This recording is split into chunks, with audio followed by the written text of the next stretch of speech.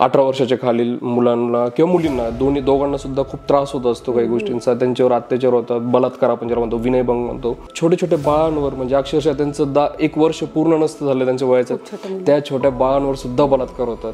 तर ह्यासाठी हा पॉक्सो कायदा आणला.